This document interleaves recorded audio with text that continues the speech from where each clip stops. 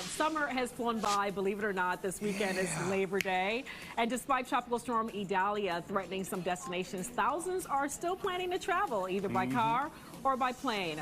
Regina Ali with AAA is live with us now to talk all about this. And Regina, I mean, listen, folks don't seem, I'm sorry, Regina, I've been corrected. And I heard you doing the audio check. You said that, so my apologies, Regina. But let's talk about Labor Day travel. Are we seeing the numbers increase post-pandemic, or have they kind of leveled out? Well, we are expecting that if the Labor Day holiday weekend is anything like what we've seen for Memorial Day and the 4th of July, and looking at our AAA booking data, we are expecting the roads to be very busy. We're expecting the airports to be very busy. We're expecting the cruise terminals to be very busy. So a lot of people are trying to get in sort of that last, great American road trip, or that last cruise before the sort of unofficial end to the summer holiday. So we are expecting to see it busy across the board. I know before, at the beginning of the summer, we were saying, hey, this is going to be one of the most heavily traveled, and people better look out. Was this a good summer? Did we have minimal issues with traveling and stuff like that, or was this a bad summer? It was an interesting summer. I did a lot of traveling myself, actually.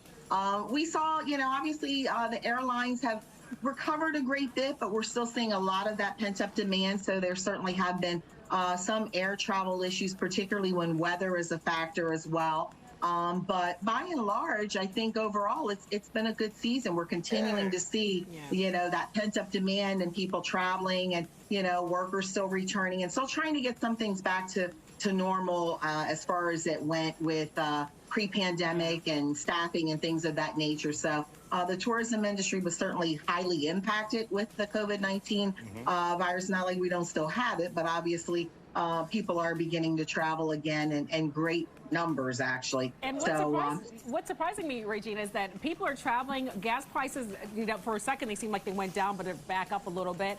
Prices certainly are not cheap for hotels and flights, and yet people are still traveling. What do you sort of attribute that to?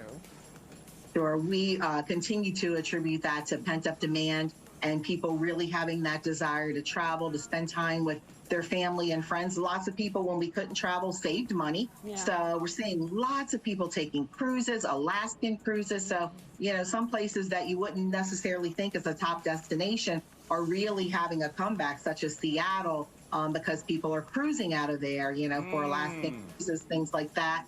Florida is always a top destination. And that's not only because of the beaches and the theme parks, but also because of the cruise terminals, of course, where everyone's watching Florida right now with the hurricane among us. So it's kind of interesting to see how, and we're reminding people, even though we're not going to be impacted in the DMV as a result of what's going on with the weather, and I believe it's been upgraded to a hurricane now. It certainly could have some impacts, particularly for air travel, if you're planning to fly. So just be mindful of that. We want your viewers, if they're planning on traveling, hopefully you have the app to the airline in which you're traveling on your phone, so you can stay informed and get those alerts. All right. Thank you. Regina Ali with AAA, we thank you for that. Interesting Listen, summer. people are not stopping to travel, and that's clear. Summer.